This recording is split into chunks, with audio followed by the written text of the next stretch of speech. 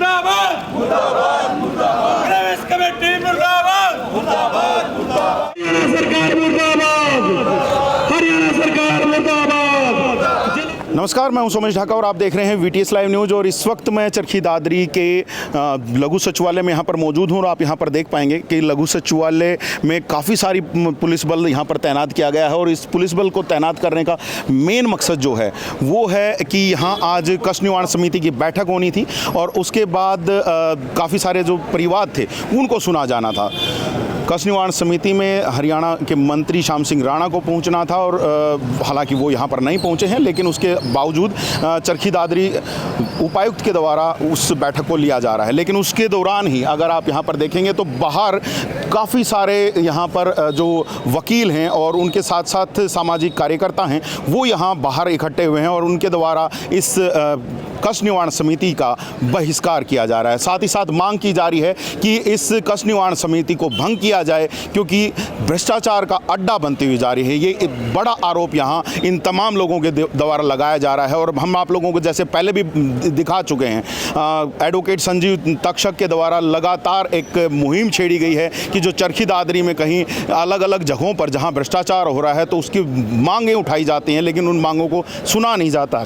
तो उसको लेकर के उनके द्वारा पहले से ही एक मांग उठाई गई थी कि चरखी दादरी के डीसी का यहाँ से ट्रांसफ़र किया जाए। तो आज उसी संदर्भ में ही एक बार फिर से जो तमाम जो लोग हैं वो यहाँ एकत्रित हुए हैं और बाकायदा एक पुतला फूंका गया है। पुतला फूंक करके एक बड़ा यहाँ पर मैसेज दिया गया है कि चरखी दादरी की जनता अब भ्रष्टाचार को सहने वाली नहीं है। संजीव जी लगातार एक मुहिम छेड़े हुए हैं कि भ्रष्टाचार को किसी तरीके से चरखी दादरी से ख़त्म किया जा सके।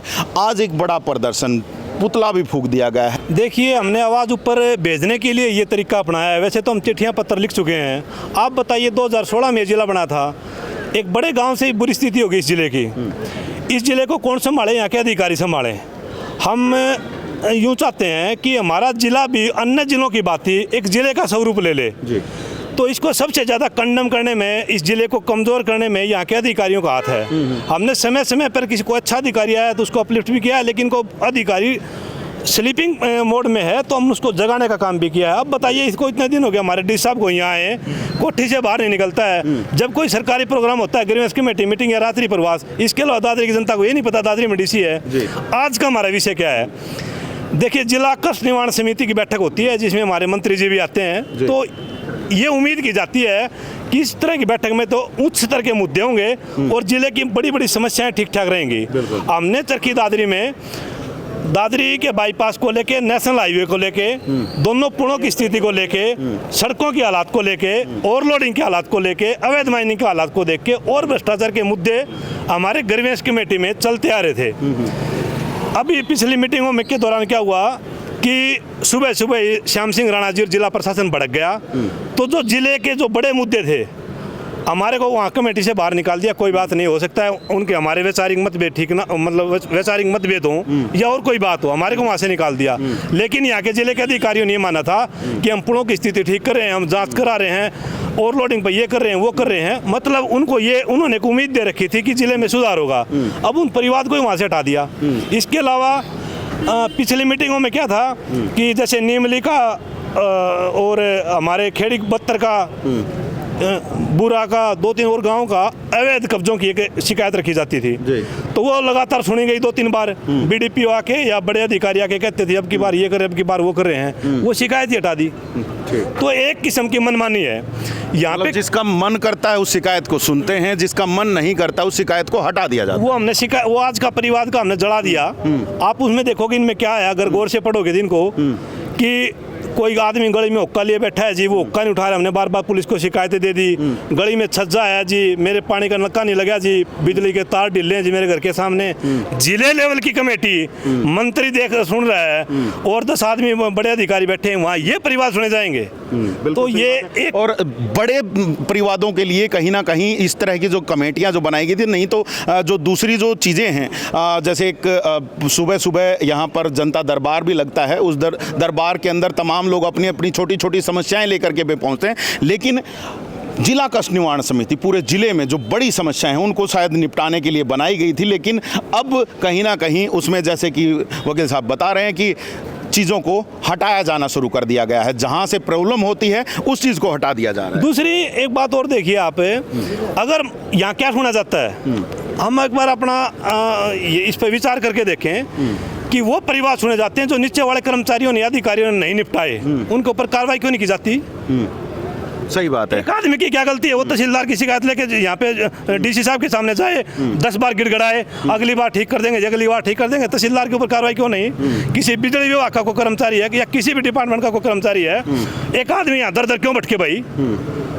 जो पहले उसकी जो सीढ़ी है उसके ऊपर उसका समाधान नहीं हुआ तो उस कर्मचारी के ऊपर कार्रवाई क्यों नहीं?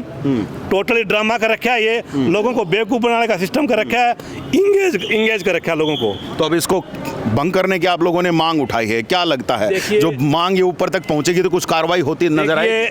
आपने पिछली मीटिंग भी देखी होंगी, हमने तो ये चाहा है कि जिले की जो समस्याएं वो दूर हो जाएं।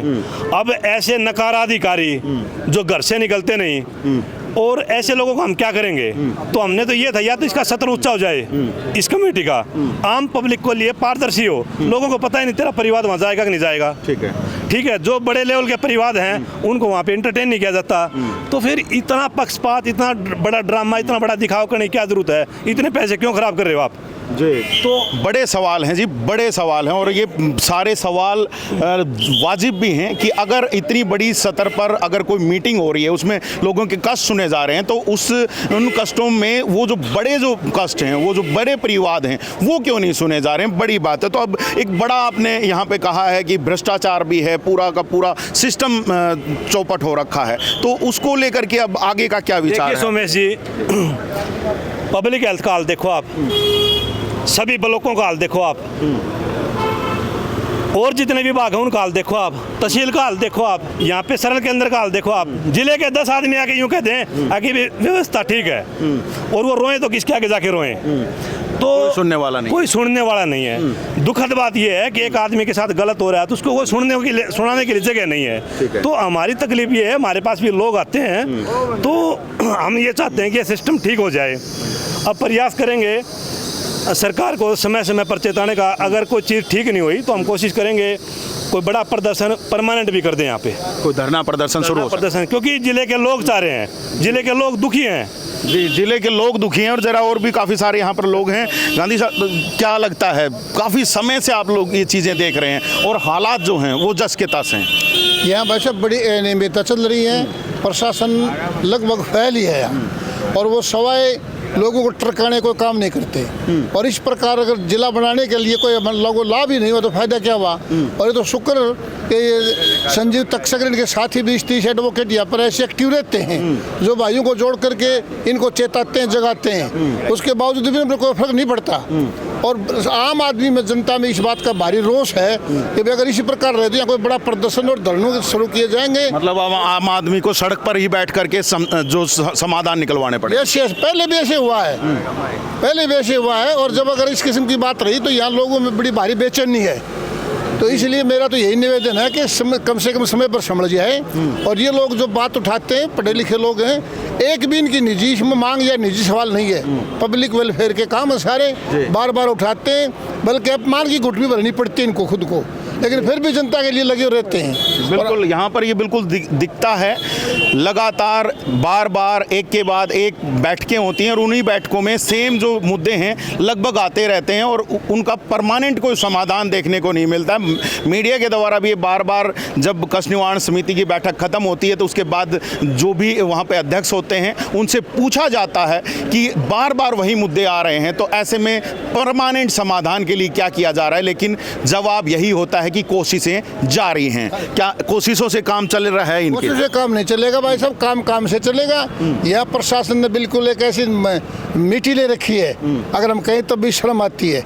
जितने भी कर्मचारी हैं तो सारे हमारे घरों से, परिवारों के, लेकिन यहाँ सरकारी दफ्तरों में आते ही वो लोग निरस्त हो जाते हैं। वजह क्या है पता नहीं। और मैं समझता हूँ कि जो बड़े अधिकारी हैं उनकी निष्क्रियता और उनका ये कमजोरी इसमें महसूस होती है। क्या बड़े जो उच्च लेवल पर कहीं मुख्यमंत्री को, कहीं जो और सचिव लेवल के अधिकारी हैं, क्या उन लोगों तक भी कुछ ना कुछ आप लोग बात पहुंचाने वाले हैं कि जो चरखी दादरी में हो रहा है? देखिए सोमेश जी, शायद 12-15 दिन पहले हमने सभी अधिकारियों को चिट्ठी लिख दी थी, ऊपर हायर जो भी हैं, ACS प्रिंसिपल सेक्रेटरी वगैरह, उनको लिख दिए हैं, संबंधित विभागों के सभी बड़े अधिकारियों को लिख दिए हैं, हरियाणा सरकार को लिख दिए हैं, भारत सरकार को चिट्ठियां लिख दी हैं। आप लोगों के माध्यम से संदेश जा रहा है, CID के माध्यम से संदेश जा रहा है। हमारी ये बात है ना, ये लॉजिकली बात है कि जिले के लोग इस जिला प्रशासन से तंग है। सरकारों ने पैसे भी दिए होंगे, समय समय पर सरकारें देती हैं, ये अधिकारी जिम जाते हैं अपने नेताओं को साथ लेके। आप ये बताइए कि भ्रष्टाचार के जो मुद्दे हैं उनको क्यों नहीं रखते यहाँ पे? इसका मतलब जिले का अधिकारी ईमानदार है? जो भ्रष्टाचार के मुद्दे हैं उनको क्यों नहीं सुनते ये बात? या बताइए आप। किसी जैसे सुना जाता था तब कभी कोई समाधान निकला? ऐसा होता था कि जैसे मान लिया ओवरलोडिंग, अवैध माइनिंग या और जो बड़े मामले थे, हाईवे के मामले थे, उनमें बड़ा करप्शन था। तो क्या होता था कि अगली बार जी फलाना अधिकारी आएंगे, वो जवाब लेके आएंगे, अगली बार ऐसा करके आएंगे, फिर अगली बार क्या होता था, वो अधिकारी चेंज हो गया जी, आज वो छुट्टी पे है जी, ऐसे करके टरकाते रहे। मतलब वो फिल्म का डायलॉग है ना कि तारीख पे तारीख, तारीख पे तारीख और तारीख पे तारीख ही मिलती है। हमने एक रानीला पास माइनर है, उसकी 100 बार शिकायतें करी, यहाँ के लोकल प्रशासन ने 100 बार उसको सही ठहराया, अब विजिलेंस उसकी जांच कर रही है। क्यों जाएं भैया वहाँ पर? एक आम आदमी कहाँ तक धक्के खाए? ये आम आदमी को मतलब दम तोड़ने पर मजबूर कर देता है प्रशासन, जिला प्रशासन है। आपने कभी देखा है यहाँ पे उस बड़ी कुर्सी पे बैठ के शिकायतों का समाधान कर दिया? किसी छोटे कर्मचारी पे या किसी अन्य कर्मचारी पे इन्होंने सिंगल भी मुकदमा दर्ज किया हो तो? दादरी बड़ी बड़ी बातें जरूर की जाती हैं कि हम 1-2 धाराएं हैं जिनमें काम करेंगे, हम इन पर IT के मुकदमे दर्ज हैं। कहाँ गई है पुलिस? सारे ना VIP लोग हैं जिनको अंदर करना है। दूसरा एक तहसीलदार के 35 इंतकाल फर्जी हो गए, क्या कर लिया पुलिस ने? DC साहब उसका जवाब तक नहीं दे रहे रेवेन्यू डिपार्टमेंट से। ये यूं नहीं बता रहे कि मेरी कस्टोडियन की ज़मीन कहाँ पे है। सारा सिस्टम पैच है।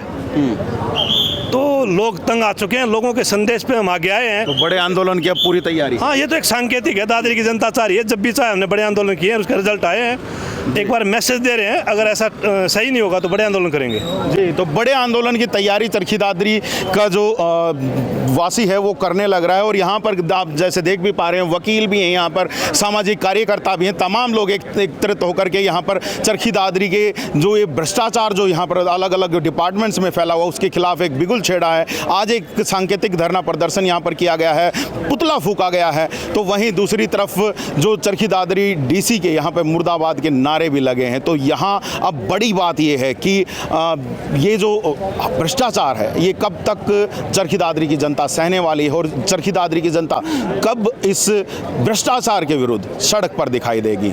हालांकि कुछ जगहों पर हमने आप लोगों को पहले भी दिखाया कि चरखी दादरी की जनता जब उनके सर से पानी निकला है तो वो धरने पर भी बैठी है, उन्होंने रोड भी जाम किए हैं। तो ऐसा ही काम शायद दोबारा भी देखने को मिल सकता है यदि चरखी दादरी का प्रशासन समय पर नहीं जागा तो।